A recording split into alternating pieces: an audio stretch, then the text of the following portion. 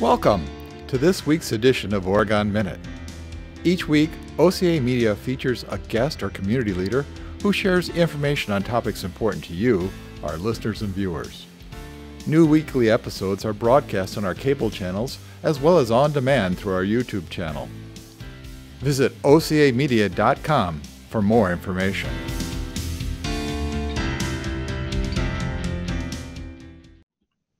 Welcome to this episode of the Oregon Minute. I'm Tom Kirchdoerfer. Today, I have the pleasure of interviewing Jennifer Endres Way, Oregon's Library Director. Jennifer, welcome to the program.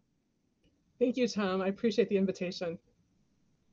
Jennifer, the building of the new library has been an ongoing project here in Oregon for quite a while. I'd like to take the opportunity today to maybe take a step back and reflect on why this is important to our community. A lot of our listeners may have a concept about a library that maybe is a little bit dated. We go back to a time when we thought of a library as a warehouse on books. How should we be thinking of a library today?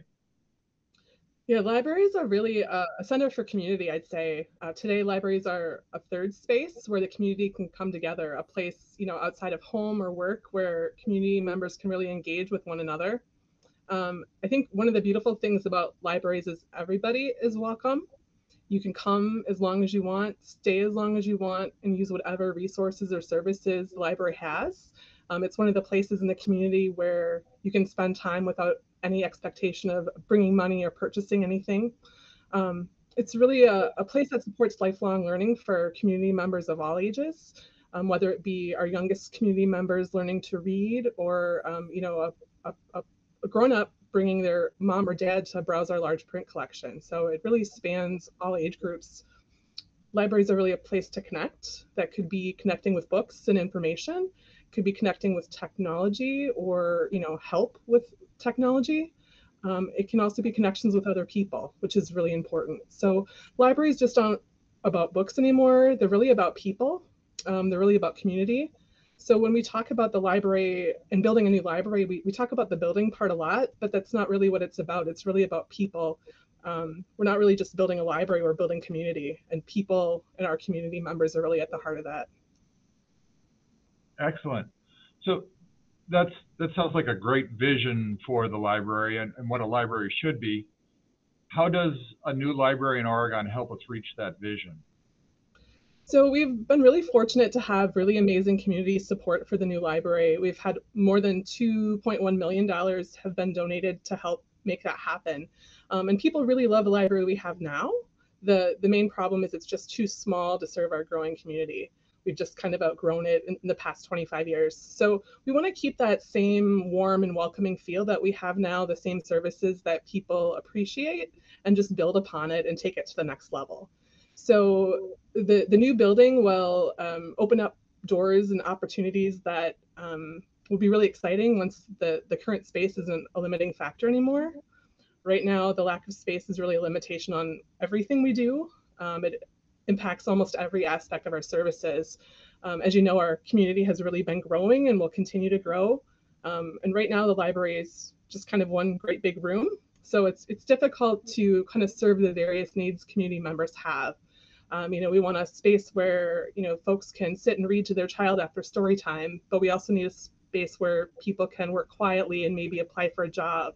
And with all those things kind of crowded together right now, it doesn't really serve any of those needs well.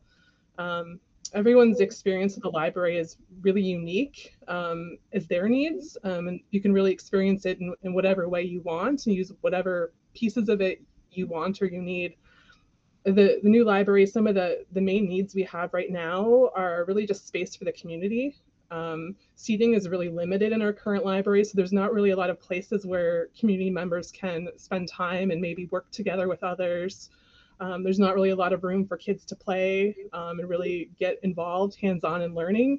Our teen space is really small. There's not room for students to really get together and work on homework or socialize. And there's really not a great place to work quietly or to use our Wi-Fi. It's just, all overcrowded.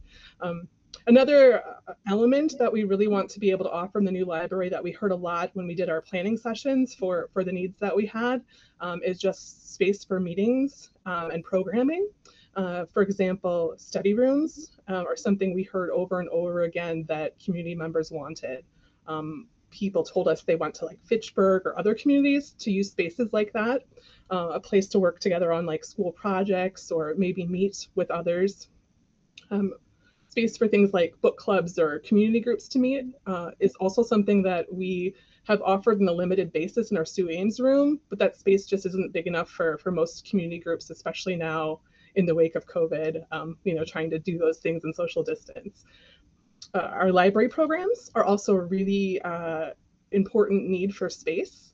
Right now, we have a lot of our programs off-site. So you'll see us do programs at the youth center, or the senior center, or in area parks. We'd really like to have those library programs right here in the library so people can connect with other library resources as well. It doesn't mean we'll stop doing those outreach programs at other locations, but to have a space where we can do that programming right in the library will open a lot of opportunities for different offerings, maybe intergenerational programs or programs for mom and dad at the same time that their child does a program. But even our storytime room right now just isn't big enough for our big story times. We've just outgrown it. Some other spaces that we really need is our collection space. And if you've been to a library lately, there's many areas of our collection that are quite crowded. We really need room for our collection to grow and add new titles and make sure we have those popular new releases for our community. We have books on the top shelf where shorter people can't reach very well, and also books on the bottom shelf, which aren't very accessible for people, especially those with mobility issues. So just to make the collection expandable and just easier to get to for people that are using it. Workspace for staff is also a big challenge right now. We don't have enough room really for our staff that we have now, much less to add additional staff that we really do need.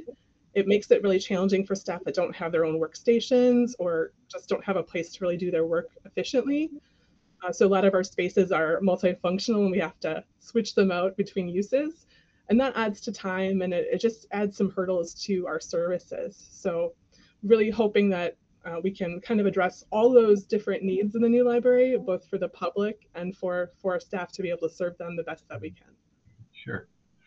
So as you were kind of going through a number of things there, something that interests me a little bit, I think there's some technology opportunities there. Could you talk about what kind of technology things we would possibly see as an upgrade in a new library? Sure. So we want to be able to have more places where people can use either the library's technology or their own technology in a place that really facilitates the work that they need to do.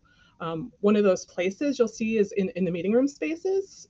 So our current room, we have a projector that you can use in the meeting room, but it's not super user friendly. So we want to have, a meeting room that has friendly technology for groups wanting to do a PowerPoint presentation or, wanting to have a virtual component to their meeting. We want to have a hearing loop so folks that have trouble hearing are able to fully participate in library and community programs. We want to have places where people can use our printer, our wireless printing, bring their own laptop, or just whatever technology may exist 10 years down the road that doesn't exist now. But our building was designed in '95, and so even just the wiring and cabling we have now doesn't really support the robust technology that's developed in the last 20 years. So it's true. So let's kind of moving on from all of that. I mean, that states a good premise of why we need to do this library and why this is important to Oregon. What's our current status on the library project in Oregon?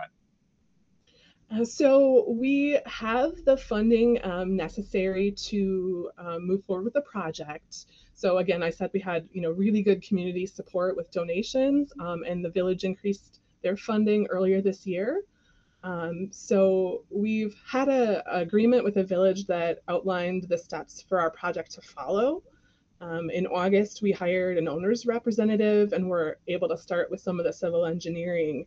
Unfortunately, that identified some challenges on the site that had been selected for the library at North Main Street So at the moment, we're pausing a little bit to take a step back and just make sure we're looking at alternative sites to determine if there's a better site or if that's the site that we want to move forward with, just to make sure we're using best use of the funding available. So we're hosting a series of listening sessions and taking public comments in writing on our website. So we hope to work through that site piece yet this year, although it might take a little longer. But we really want to keep moving forward so that we can break ground and get that new library open. So, so what can our listeners do to support this project? Yeah, that's a great question, Tom. There's a lot of different ways. I think one of the things is anybody who's interested in the location of the library can participate in those listening sessions.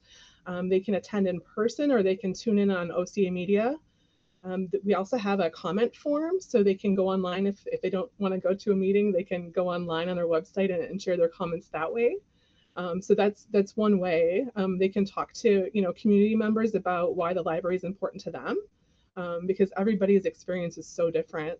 And last, I think one opportunity people might not realize is we are still accepting donations for the new library. So people can still make a donation and be included on our donor recognition wall or our donor book, depending on the level of their gift. So that's another way to make an impact in the project and what's possible. Do we have an address to send those to, or how would they make a contribution? Yeah, so there's a donate now button on our website at www.oregonpubliclibrary.org. So they can choose that link and they can either donate by mail or by credit card online through PayPal. So that's a secure site. They can also donate by stopping into the library or mailing it to the current address at Brook Street. It's 256 Brook Street, Oregon, Wisconsin, 53575. Excellent. So what do you see as what's your next steps? That's a great question, Tom.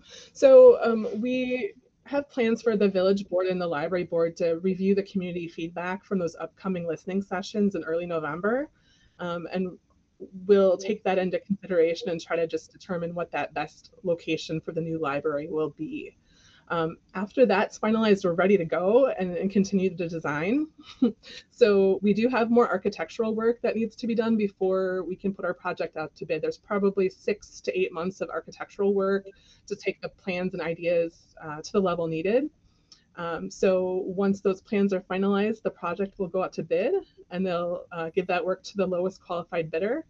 And then we'll break ground. So once we break ground, it'll take about a year to build that library, and then we'll be ready to open and serve the community.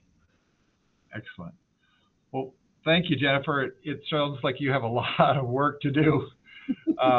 We wish you all the success and look forward to having this exciting project moving forward. Thank you. Thank you so much, Tom. I appreciate it. Thank you for watching this week's episode of the Oregon Minute.